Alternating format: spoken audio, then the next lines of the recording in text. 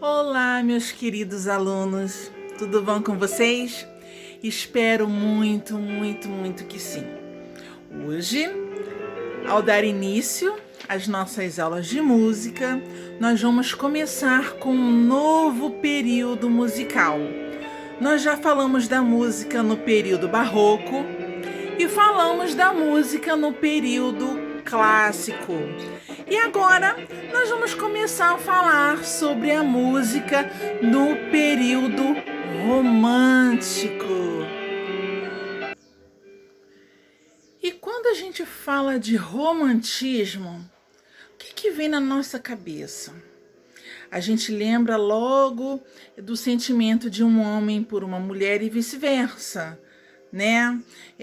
O homem que oferece flores à sua amada, que oferece caixas de chocolates à sua amada, né? Aquela pessoa que é super carinhosa. Então, quando a gente fala de romantismo, a gente lembra disso.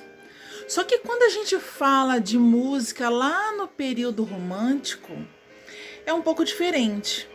A palavra romantismo significa uma maneira de agir, uma maneira de se comportar, uma maneira de interpretar a realidade. O período romântico começou em 1810 e terminou em 1910, ou seja, ele durou exatos 100 anos. Ele começou com as composições de Beethoven. Se lembra quando eu falei com vocês que Beethoven ele finalizou o período clássico e iniciou o romântico? Então, foi justamente isso que aconteceu.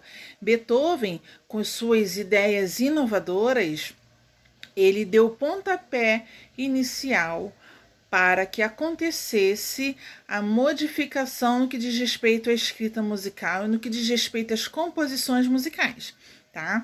Então, foi ele que meio que iniciou o romantismo na música. É claro que outros fatores na sociedade estavam acontecendo, como foi, por exemplo, a Revolução Francesa. A Revolução Francesa, ela meio que acabou atingindo as artes como um todo, não só na música, mas também na pintura, nas esculturas, na forma de agir, na forma de pensar das pessoas. Então, enquanto os compositores clássicos ficavam à disposição da sociedade, eu vou dar um exemplo para vocês. Por exemplo, se eu sou uma compositora do período clássico, então eu era meio que funcionária de alguém. Eu era contratada de alguém. Alguém me contratava e dizia assim: olha, eu quero uma música assim, assim, assim, assim, assim. E aí eu, quanto compositora, tinha que compor a música daquele jeito, do jeito e da forma que me contrataram. Já no período romântico, isso aconteceu de forma diferente. O jeito que eu interpretava as coisas, né, as minhas emoções eram colocados para fora. Então, quando eu ia compor uma música, se eu era uma compositora romântica, eu colocava para fora as minhas emoções, os meus sentimentos. Então, a minha música era do meu jeito, da minha forma, do jeito que eu queria.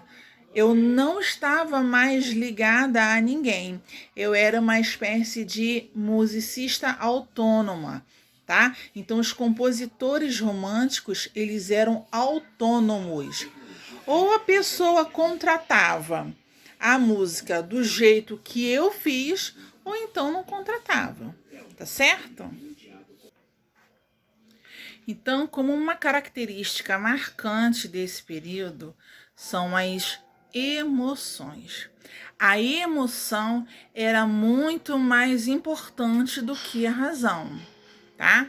Então, os sentimentos de dor, de tristeza, de amor, de revolta, de ódio, de alegria, tudo isso era colocado dentro das canções, tá?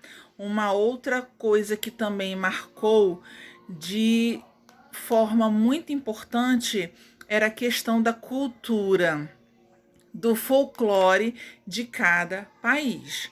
Cada compositor romântico valorizou e muito a cultura e o folclore de seu país. Então, eles acabaram resgatando as músicas folclóricas de seus respectivos países, tá? Então, eu vou ler para vocês quais eram as fontes que inspiravam os compositores românticos.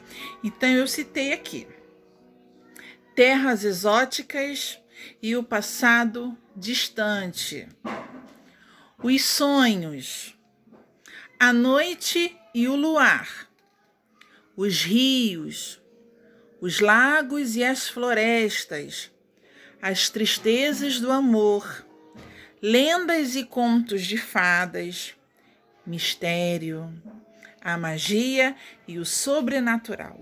Então, tudo isso os compositores românticos colocavam em suas canções, em suas composições. Então, nós vamos encontrar várias músicas que falam da noite, que falam da lua, que falam das florestas, que falam de conto de fada, tá? Porque tudo isso é puxado para o lado emocional dos compositores românticos. Não é bacana? Então, os compositores, eles adoravam sofrer por amor. E porque eles encontravam nesse sofrimento uma fonte inesgotável de inspiração.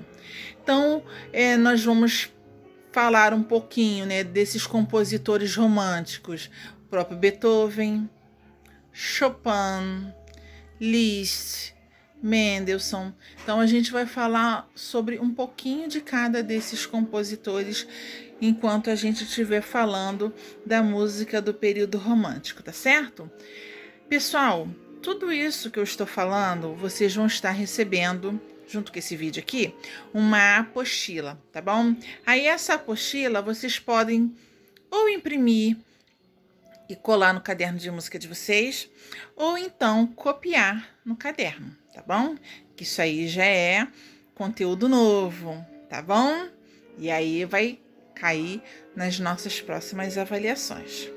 Tá certo, pessoal? Então hoje eu vou ficando por aqui, tá? Fiquem com Deus. Continue se cuidando. Um grande beijo. Tchau, tchau.